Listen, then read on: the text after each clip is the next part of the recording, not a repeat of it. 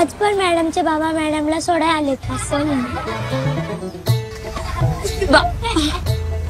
बाबा मला शाळेतून घरी सोडायला यायला आता मी विद्यार्थी नाही शिक्षिका आहे आणि आता माझ्या सासरी आले हो मी बाबा.